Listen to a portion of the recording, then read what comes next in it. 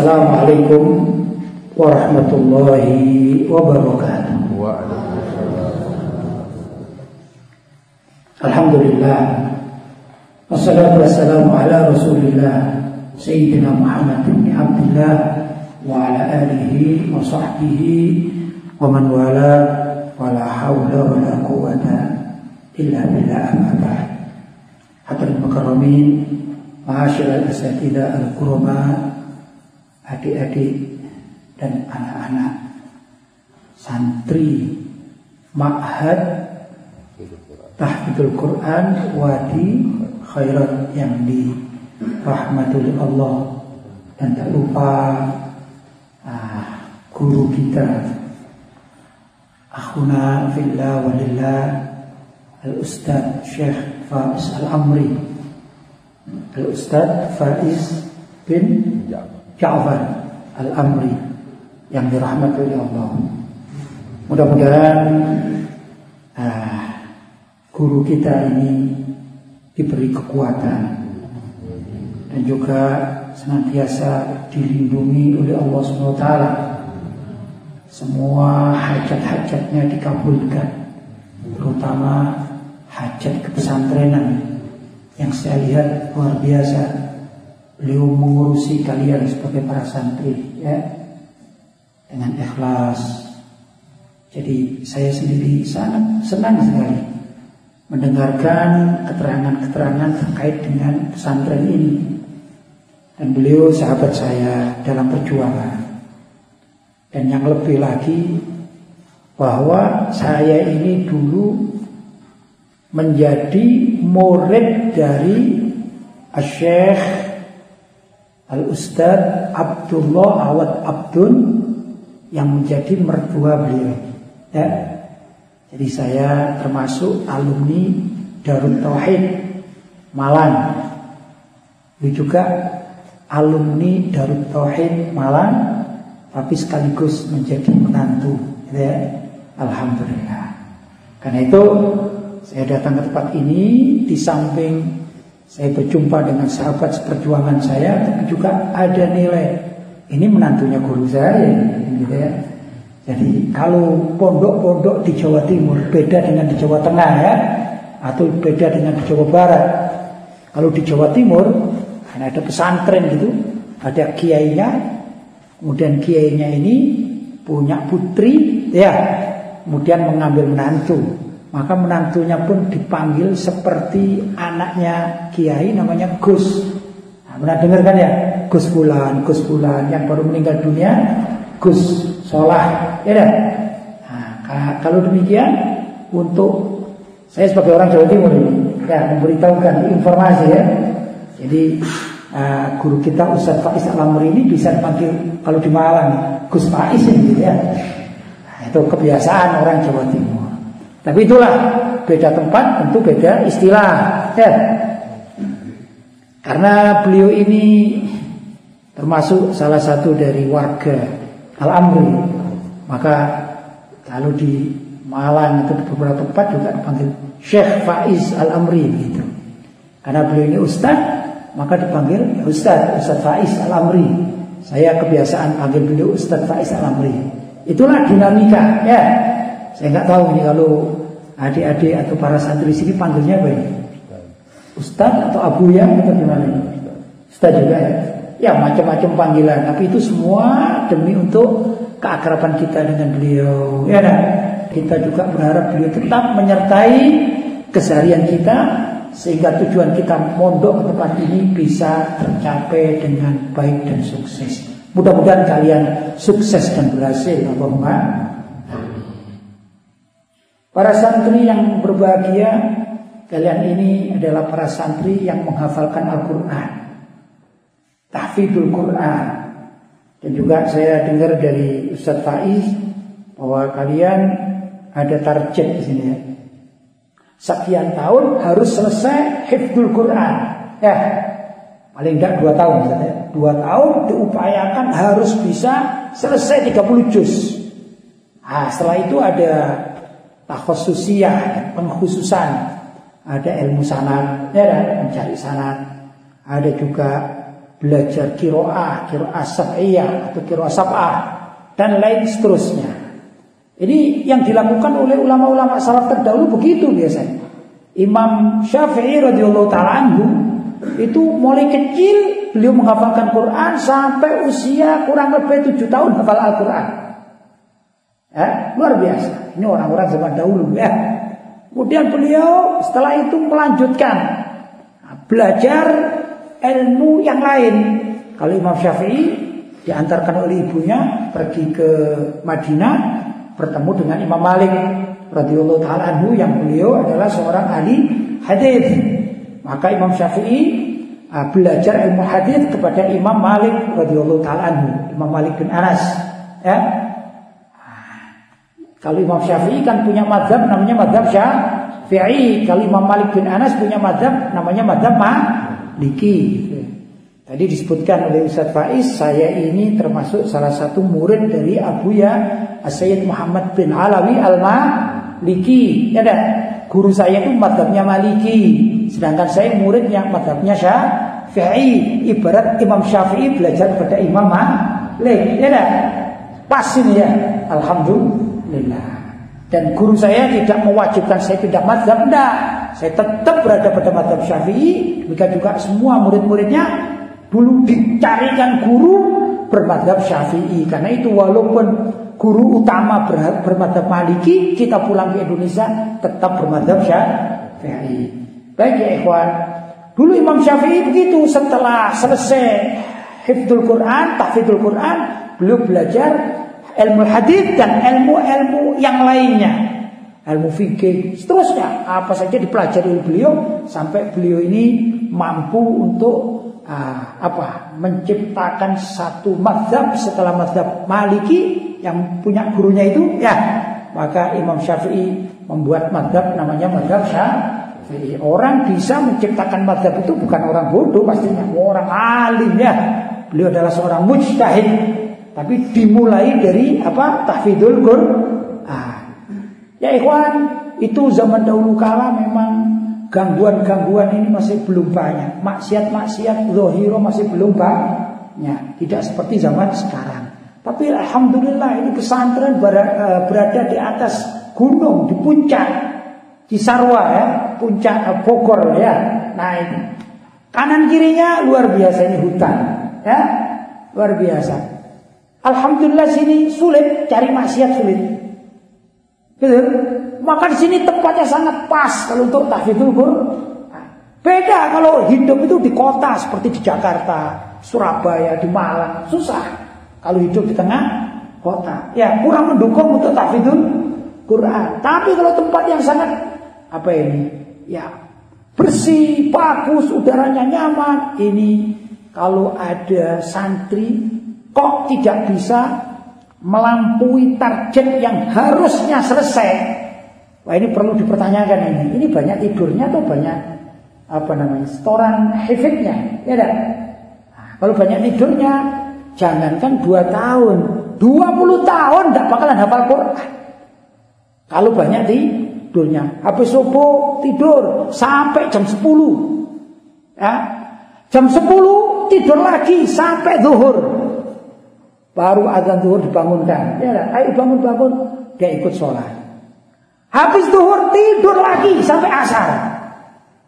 Sudah, subhanallah, asar dibangunkan, ayo bangun. Sudah, kawannya setoran Al-Quran, dia habis asar tidur lagi sampai maghrib. Tahu, ini anak santri sebenarnya punya mazhab. Dia ini bermazhab.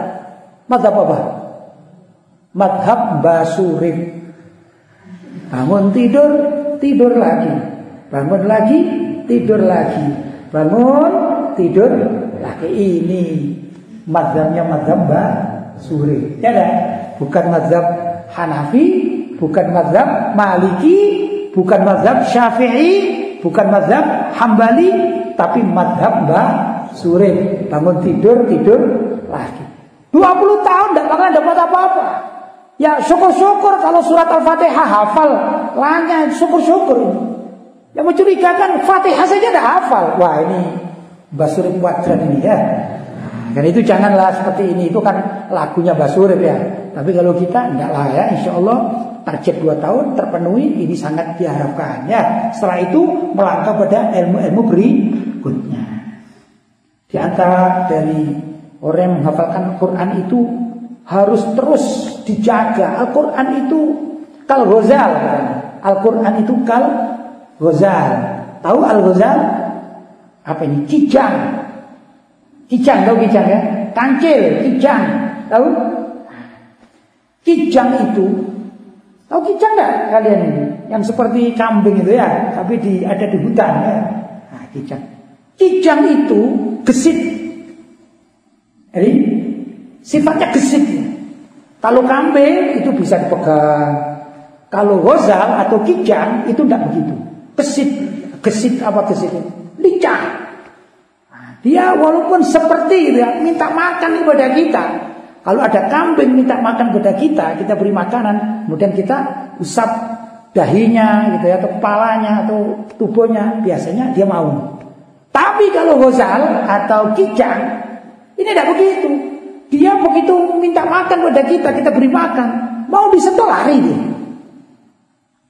Untuk mengamankan seekor kijang agar selalu dekat dengan kita, maka perlu ditali, diikat. Nah, kalau sudah diikat, ditancapkan di suatu tempat, maka kalau kita mendatanginya dia baru bisa. Ya, bisa dipegang. Itu pun cara megangnya harus pelan-pelan dengan teliti, gitu ya. Kalau kita ngasap pegang mulut, dia akan lari walaupun tidak lepas. Itulah sifatnya apa? Al-ghazal, kijang. Nah, para ulama juga mengatakan bahwasanya Quran ini sifatnya kal-ghazal, seperti apa? Kijang. Kalau kita ingin merangkul kijang, maka beri kijang itu setelah dipegang di tali. Ya, demikian juga dengan Al-Quran, hifdzul Quran. Orang yang menghafalkan Al-Quran itu kalau ditinggal seminggu, misalnya dia hafal 1 juz, seminggu aja dia pergi kemana-mana, itu mau mengulangi lagi itu sulit. Ya, kalau lupa sulit. Kenapa? Sifatnya Al-Quran ini kal-ghazal, seperti apa tadi? Kijang. Maka kalaupun kita sudah menjadi hafizul Quran, kemanapun kita pergi harus terus diulang, walaupun dalam hati diulang terus. Ya, begitu kita lepas, jangankan setahun ya, sebulan kalau hafal 30 juz, sebulan tidak diulang, tidak diikat. Maka cara mengikat Al-Quran dengan mengulang-ulangnya hafalan tersebut. Ya, sebulan dia pulang asyik, mungkin karena ada kakaknya menikah gitu, akhirnya izin sama ustadznya, Ustadz saya mau pulang dulu Ustadz. Kenapa? Kakak saya menikah. Sudah pulang ke rumahnya. Wah, setelah di rumahnya ternyata luar biasa ini, ada handphone, ada game apa, game over apa namanya sisanya, game online ya, ya ada game online. Akhirnya asyik ya, asyik. 1 bulan tidak pegang mushaf. 1 bulan yang dipegang apa? Handphone plus main game online. Kemudian kok katanya Ustaz ini gimana ini? Katanya kakaknya menikah. Masa kakaknya menikah 1 bulan, resepsinya 1 bulan, ternyata minta istirahat. Santrinya minta istirahat, ditelepon lah sama ustadznya pada orang tuanya. Mana putra bapak? Oh ya, ini mau persiapan balik. Nah, coba kalau di rumah 1 bulan aja bisa dicoba. 1 bulan saja, tidak pegang mushaf, balik ke pondok, kawan-kawannya sudah menyalip, ya. Bisa kawannya 1 bulan dapat 3 juz, 4 juz, 5 juz, dia akan kembali lagi seperti menghafalkan dari awal. Itu sifatnya Al-Quran. Tapi kalau misalnya ini gambarannya ini kijang, sudah kijang ini. Kijang ini diikat 1, kemudian diikat lagi, diikat sampai ikatannya ini menyeluruh. Kakinya diikat, tubuhnya diikat, semuanya diikat sampai apa ini? Apa namanya?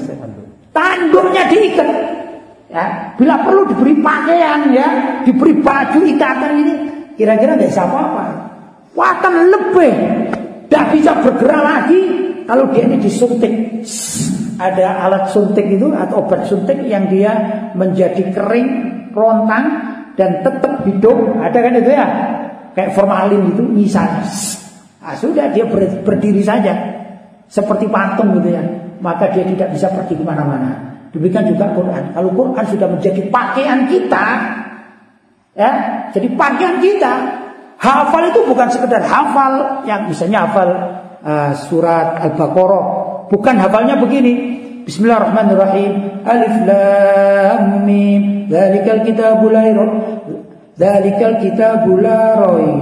Dzalikal kitabul la Alif lam mim. Dzalikal kitabul la raiba fihi hudal lil muttaqin. Kalau masih gitu hilang.